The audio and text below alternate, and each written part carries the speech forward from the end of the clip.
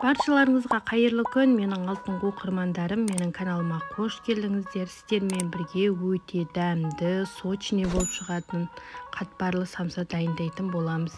Бізге бөлме температурасындағы суымыз, бір қасық тұзымыз, бір дана жұмыртқамызды салып, тұзымыз ерігенше жақсылап тұрып араластырып алатын боламыз. Таза ыдысымызға дайындап қойған суымызды құйып, сетадан ұнымызды өткізіп, қатты қамыр илейміз. Осы самсаның ерекшелігі осы қамырында қатпарлы болып, әдемі болып, қытырлақ болып шығады. Видеомды соңына дейін көріп, қызықты, маңызды жерлерін жіберіп алмаңыздар. Маған каналыма тіркелмеген болсаңыз, маған тіркеліп, лайк басып, комментарий жазып қалдырыңыздар. Сіздердің әр қолдауларыңыз мен үшін маңызды. Қазақша каналдың дамуына үлестеріңізді қосып, қолдап кетіңіздер. Менің каналым өте пайдалы, тіркеліп алыңыздар. Түрлі рецепттер бар. Іздегеніңізді міндетті түрде менің каналымнан табасыз. Менің каналым кімдерге арналған?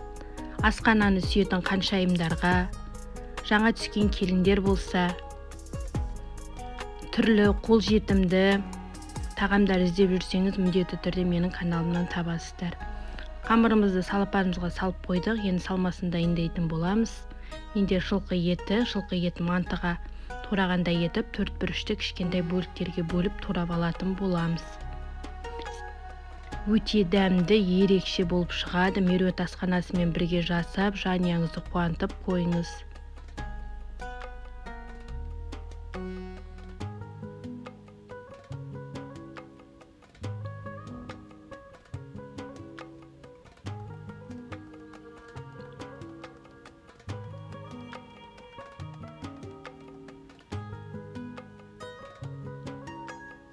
Міне біздің салмамыз, етіміз дайын болды.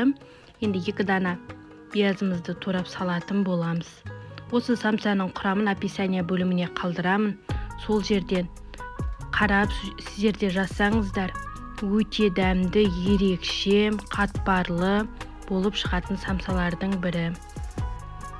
Биязымызды турап, етіміздің үстіне салып, жақсылап тұрып араластырамыз. Дәміне қарай тұзын, бұрышын салатын боламын. Менде тұз алған ет болғандықтан аз ғана саламын. Сіздер дәміне қарай сала бересіздер. Зира салсаңыздар болады, өз қалауларыңызға байланысты.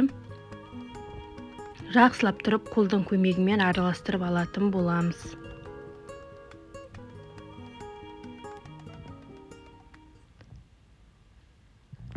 Менде осындай қолдың майы.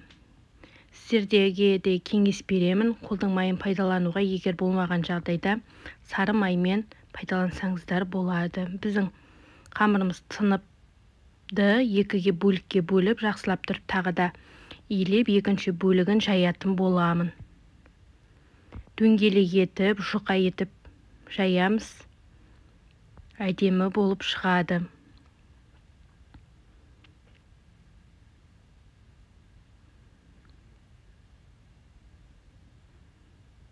Меруерт асханасына тіркелуді, лайк басуды, комментарий жазуды ұмытпаңыздар. Қазақша каналды қолдап кетіңіздер. Күнде жаңа рецепт салуға сіздер мотивация бересіздер. Күнде жаңа рецепт, түрлі рецепттер салып отырамын. Мені бақылап, қолдап жүріңіздер. Міне біздің бірінші қамырымызды жайып аламыз, дөңгелек етіп. Дәл видеодағыдай ерекше болып шығады. Видеомды соңына дейін көріп, қадағалап отырыңыздар. Барлық құпиялығы осы қамырында. Міне дөңгелек етіп қамырымызды жайып алдық, сары майымызды ерітіп, үстіне кесішкінің көмегімен жағып шығатын боламыз, бір тегіс етіп. 2-ші қамырымызды да дөңгелектеп жайып шығамыз. Алдыңғы 1-ші қамырымыздың үстіне салып, одан үстіне сары майды жағып, шетінен бастап дөңгелектеп алатын боламыз.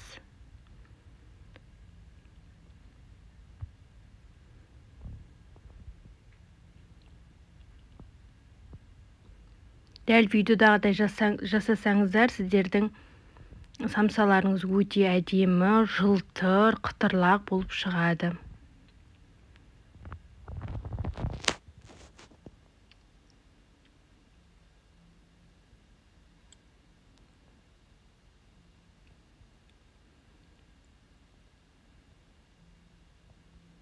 Міндетті түрде менің каналыма тіркелуді, лайк басуды, комментарий жазуды ұмытпаңыздар. Сіздердің әр пікірлеріңіз, әр қолдауларыңыз бізге мотивация береді, күнде жаңа видео салуға шабыттандырады.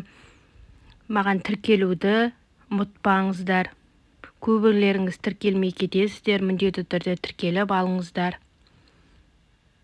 Міне біздің қамырымыз дайын болды. Осындай етіп дөңгелектеп алып, салапанымызға салып, тоңазытқышқа 2 сағатқа қалдыратын боламыз. Міне қамырымызды тоңазытқыштан шығарып алдық. Осындай етіп пышақтың көмегімен кесіп аламыз, қалғандарын дөңгелектеп қоямыз.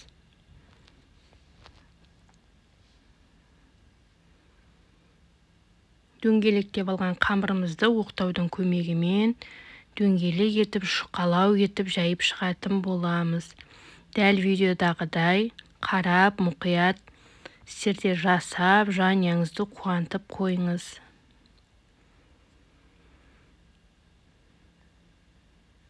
Міне бір қасық салмасынан салып отырамын. Үйде жасаған самсаға не жетсін, өте тойымды етіп, салмасы молынан жасап, жақсы етіп жасаймыз. Сіздер де осындай қолдан жасап, дүкен сөресілеріне қойып сатсаңыздар болады. Кәсіп бастап кетсеңіздер де болады.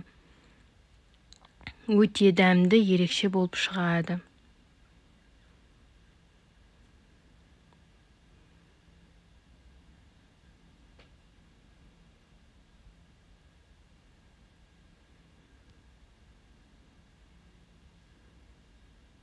Менің рецептіме міндетті түрде жасап көріңіздер.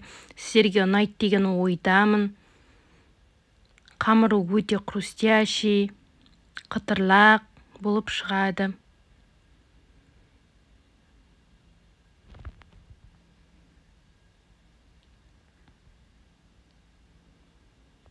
Дәл видеодағыдай 3 бұрышты етіп бүктеп алатын боласыздар. Бір дана жұмыртқамызды жарып, ортасындағы сарысын бетіне жағатын боламын. Ақуызын алып қаламын. Ақуызы бізге керек емес. Жақсылап тұрып, кесішкінің көмегімен араластырып алып, самсамыздың бетіне жағып шығатын боламыз.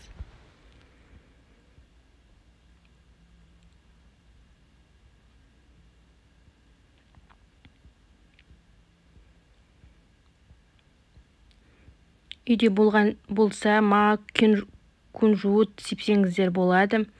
Мен екеуінде септім.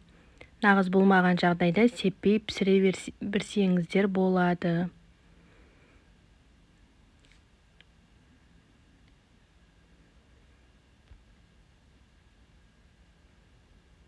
Менің каналымды Қазақстаннан өзге елдер, Қырғызстан мен Өзбекстан көреді. Міндетті түрде сіздер тіркеліп, лайк басып, комментарий жазып қалдырыңыздар. Сіздердің әр қолдауларыңыз мен үшін маңызды. Міне самсамыз әдемі болып дайындалып шықты.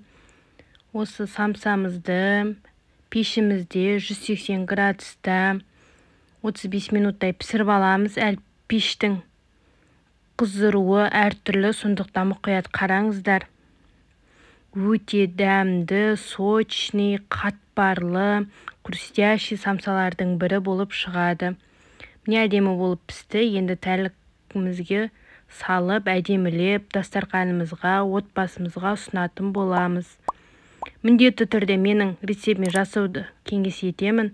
Ас болсын, келесі кездескенше сау саламатта болайық.